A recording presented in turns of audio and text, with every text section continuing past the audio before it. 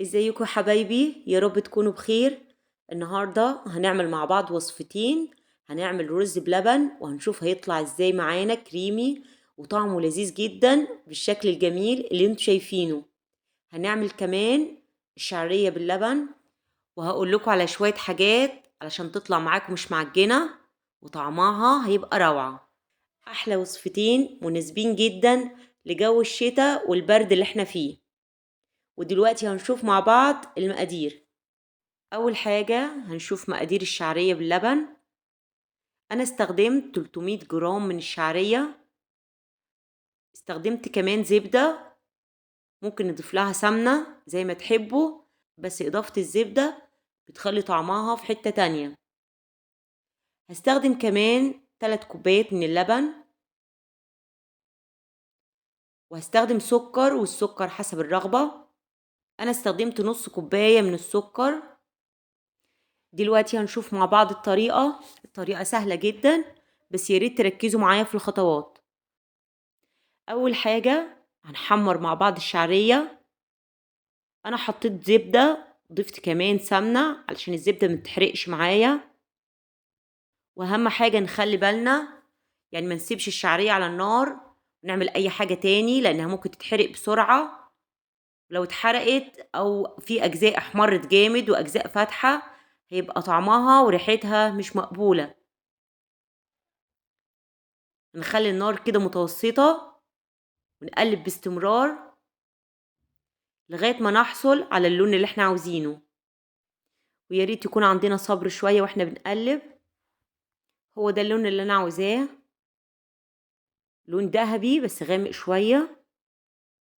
بلاش نضيف خالص في الوقت ده اللبن، احنا هنسويها الاول بالمية وبعدين هنضيف اللبن. ضفنا المية، هنسوي الشعرية عادي، يعني تغطيها يدوب المية تغطيها شوية. مجرد ما تغلي هوطي عليها النار واسيبها تستوي. اللبن عندنا في الناحية التانية. لازم يا جماعة، خطوة مهمة جدا، ان اللبن بتاعنا يغلي كويس. ودلوقتي هشوف الشعرية. خلاص الشعرية استوت معايا، طبعا انا كنت حطاها على نار هادية زي ما قلت لكم. دلوقتي ضفت السكر. مخدتش كمية السكر كلها، انا كنت حاطة كوباية الا ربع، اخدت منها نص كوباية. شايفين السكر يا جماعة بدأ يدوب ويدي لمعة جميلة كده للشعرية. ممكن في المرحلة دي اللي عاوز ياكل الشعرية وهي بالشكل ده بيبقى طعمها لذيذ جدا، وانا من الناس اللي بتحبها كده من غير لبن خالص. لو حابين بقى تضيفوا لبن، تحطوا اللبن. انا حطيت 3 كوبايات على 300 جرام، يعني كل 100 جرام شعرية بضيف له كوباية من اللبن. اللبن طبعا زي ما قلت لكم سخن جدا. الناس اللي بتشتكي ان الشعرية بتعجن معاها، لو مشيتوا على الخطوات زي ما قلت لكم، اول حاجة تسووا الشعرية بالمية، تاني حاجة تضيفوا اللبن وهو سخن جدا وتغرفوا على طول. يعني ما تستنوش يا جماعة لما اللبن يغلي تاني مع الشعرية، لان الشعرية هتشرب جدا من اللبن والقوام بتاعها مش هيعجبكم خالص. دلوقتي انا غرفت الشعرية زي ما انتوا شايفين معايا الشكل، ما شاء الله. مش محتاجة اوصف لكم قد ايه الشعرية جميلة جدا. الزبدة زي ما انتوا شايفين طلعت على الوش، طعمها بيبقى جميل جدا يا جماعة، خاصة في جو الشتاء اللي احنا شايفينه ده. وهي كده مختلطة باللبن والشعرية، حاجة بصراحة روعة. الشعرية زي ما انتوا شايفين معايا مفلفلة جدا، مش معجنة ولا حاجة. كمان الناس اللي بتشتكي ان اللبن بيقطع معاها ويبقى القوام بتاعه كده غريب وفيه تكتلات كده، كل ده مش موجود طبعا. زي ما اتفقنا الشعرية تستوي ونضيف لها اللبن وهو سخن جدا ونغرف على طول. ما نستناش لما تبرد ولا حاجة، هي تتاكل كده سخنة وتطلع معاكم ان شاء الله احلى شعرية اكلتوها في حياتكم. كمية السكر زي ما اتفقنا حسب الرغبة، انا حطيت نص كوباية، ممكن غيري يحط كوباية الا ربع او اكتر او اقل كمان. فانتوا هتدوقوا الشعرية يا جماعة بعد ما تستوي. لو حابين تزودوا السكر، ده حاجة ترجع لكم. احلى شعرية في الشتاء وبالهنا والشفا. هنشوف دلوقتي الوصفة التانية وهي الرز باللبن. دلوقتي هنشوف المقادير. استخدمت كوباية من الرز وزنها 200 جرام. كوباية الرز اللي انتوا شايفينها هستخدم معاها 4 كوبايات من اللبن، 3 كوبايات، وكوباية هخليها هدوب فيها معلقتين من النشا. هستخدم كمان سكر، والسكر طبعا حسب الرغبة، ممكن كوباية.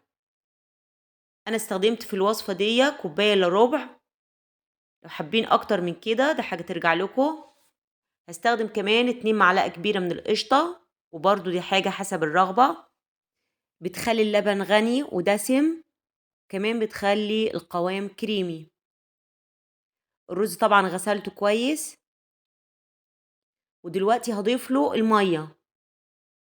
انا يا جماعة بحب اسوي الرز الاول بالمية وبعدين بضيف اللبن. سيبته على النار لغاية ما يستوي.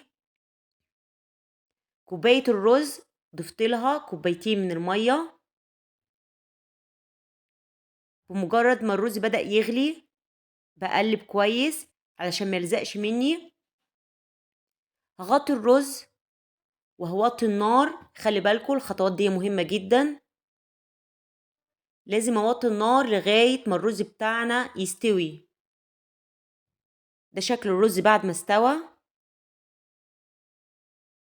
دلوقتي هنضيف اللبن، 3 كوبايات من اللبن،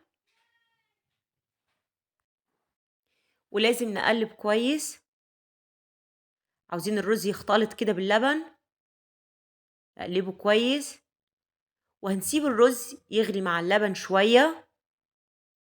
عاوزين الرز ياخد من طعم اللبن. هضيف كمان معلقتين من القشطة، ونقلب الخليط كويس. ودلوقتي هنضيف السكر للرز. طبعا هنضيف الكمية اللي احنا عاوزينها. انا حطيت يا جماعة كوباية الا ربع. هقلب السكر كويس لغاية ما يدوب، وهنسيب الرز يغلي شوية مع اللبن والقشطة والسكر. اهو المزيج زي ما انتوا شايفينه. هسيبه يغلي حوالي 5 دقايق. ودلوقتي انا حطيت كوباية اللبن، ضفت لها معلقتين من النشا، وادوب النشا كويس. ودلوقتي هجيب الخليط اللي انا عملته من النشا واللبن، ماسكه المضرب في ايدي يا جماعه، وانزل كده واقلب باستمرار. مش عايزه النشا يكلكع معايا، ضرب مستمر. هتشوفوا معايا الخليط على طول بدأ يتغير القوام بتاعه. حاجه مهمه جدا، لازم يا جماعه نستنى كده نشوف الرز وهو يطلع منه فقاعات كده بتاعه الغليان بعد ما ضفنا خليط النشا. دي علامة تأكد لنا ان النشا استوى كويس، علشان ما يبقاش طعمه ظاهر واحنا بناكل الرز بتاعنا. في حاجة كمان انا ضفتها بس نسيت اصورها لكم. ضفت رشة من الفانيليا، دي حاجة برضو حسب الرغبة. دلوقتي هننزل الخليط من على النار، وفورا يا جماعة نغرف على طول. ما ينفعش نعمل الرز باللبن ونخليه في الحلة شوية وبعدين نغرف، لا لازم الغرف يبقى على طول. غرفت كل الكمية اللي عندي. كوباية الرز عملت لي كل الكمية اللي انتوا شايفينها قدامكم. ما شاء الله القوام بتاعه ما شاء الله كريمي. عاوزة اقول لكم طعمه لذيذ جدا. تحس كده ان مزيج من المهلبية الكريمي مع الرز بلبن، حاجة بصراحة طعمها خطير. انصحكم تجربوه بالطريقة اللي انا عملتها. ممكن تاكلوه هو بارد، وممكن كمان تاكلوه هو دافي. انا عن نفسي بحب اكله هو دافي كده، خاصة في البرد اللي احنا فيه. لو حابين ترشوا على الوش مكسرات او زبيب او جوز هند، حاجة براحتكم. او ممكن كمان نحط رشة قرفة، بيبقى طعمها حلو قوي مع الرز باللبن. اتمنى تكون كل الوصفات اللي انا عملتها النهاردة نالت اعجابكم. عملنا النهاردة الشعرية باللبن وكمان الرز باللبن.